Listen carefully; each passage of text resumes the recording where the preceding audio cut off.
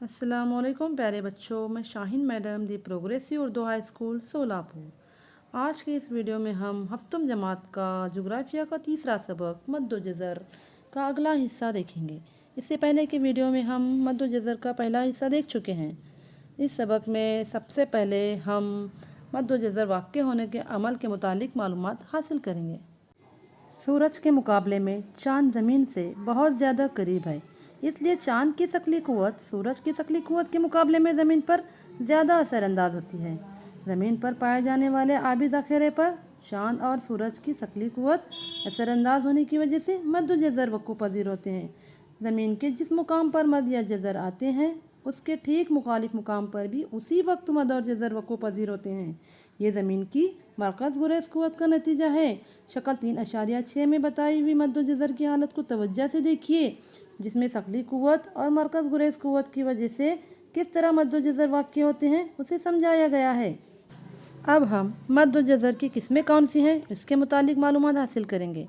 मद्द जज़र की दो किस्में हैं। पहला है मद्द जज़र अकबर यानी स्प्रिंग टाइट और मद्द जज़र असगर यानी नीप टाइट।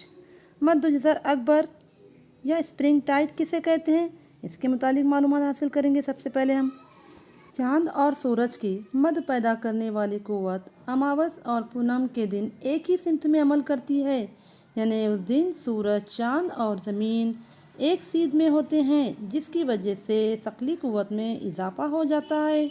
इसके नतीजे में मद की वसअत रोज़ाना से ज़्यादा होती है। दर्स किताब में शक्ल 3.7 देखिए। चाँद और सूरज की जानिब पानी के खिंच जाने से पानी में उभार यानी बुलंद मौजें पैदा होती हैं, जिसकी वजह से जज़र के मुकाम पर पानी समंदर में हमेशा के मुकाबले में बहुत दूर तक पीछे हट जाता है। इसे मद्द जज़र अकबर कहते हैं। अब हम मद्द जज़र असगर या नीप टाइट के मुतालिक मालूमात हासिल करेंगे। चाँद ज़मीन के गिर्द गर्दिश करते हुए एक महीने में 2 बार ज़मीन और सूरज से ज़ाविया कायमा की हालत में आ जाता है।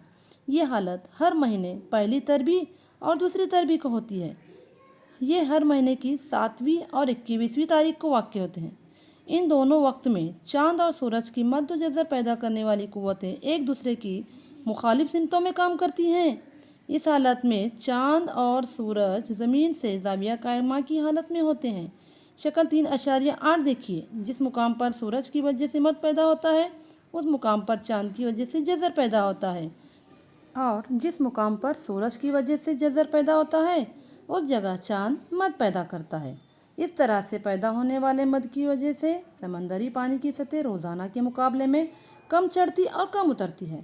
ऐसा इसलिए होता है कि चाँद और सूरज की शक्ली क़ुव्वत मुत्तहिद न होकर एक दूसरे के मुखालिफ सिमत में काम करती है। इस किस्म की मद्द जज़र को मद्द जज़र असगर कहते हैं। अब हम देखेंगे मद्द जज़र के असरात। पहला, मद की मौजों के साथ मछलियाँ खाड़ियों में आ जाती हैं। ये माहीगिरी के लिए बड़ा फ़ायदेमंद होता है।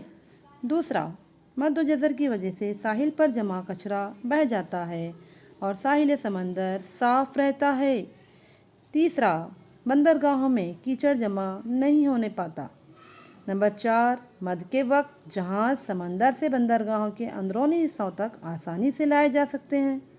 नंबर 5, मद के वक्त नमक सारों में खारा पानी जमा हो जाता है, जिससे नमक बनाया जाता है। नंबर 6, मद्द जज़र की मौजों से बिजली पैदा की जा सकती है।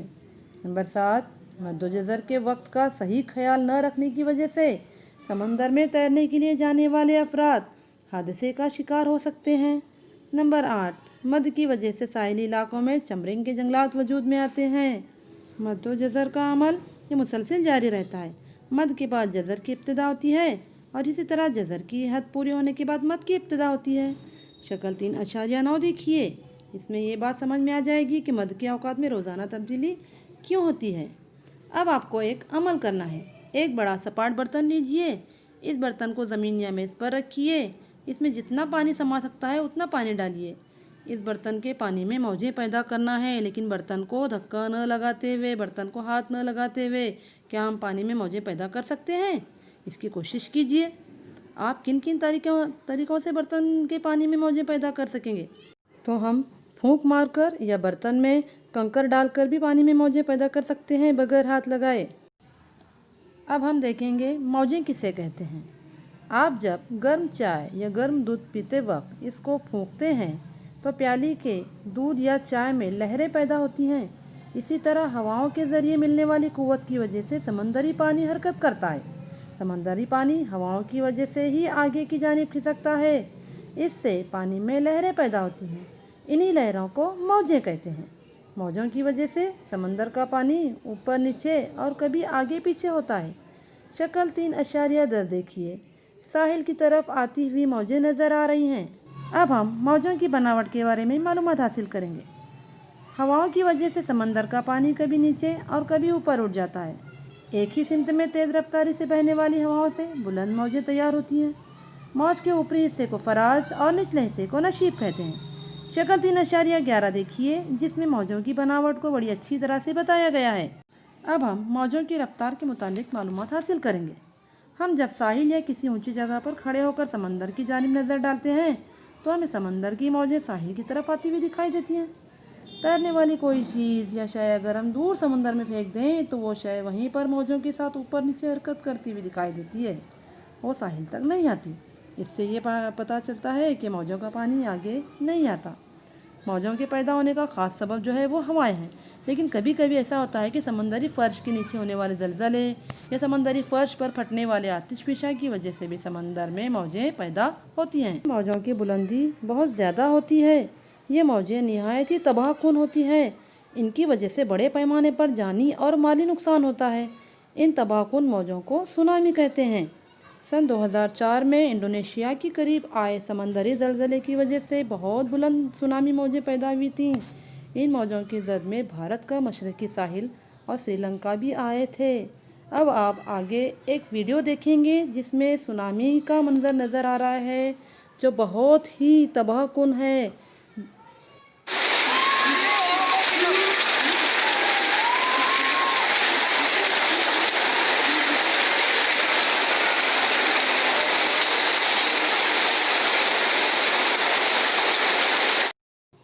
तो बच्चों, अब आप अच्छी तरह से समझ गए होंगे कि मद्दो जज़र यानी क्या, मद्दो जज़र की किस्में कौन कौन सी हैं, मद्दो जज़र किस तरह से वक़्फ़ पज़ीर होते हैं, मौजों की बनावट कैसी होती है, मौजों की रफ़्तार के मुतालिक सुनामी मौजों के बारे में अच्छी तरह से आप समझ गए होंगे।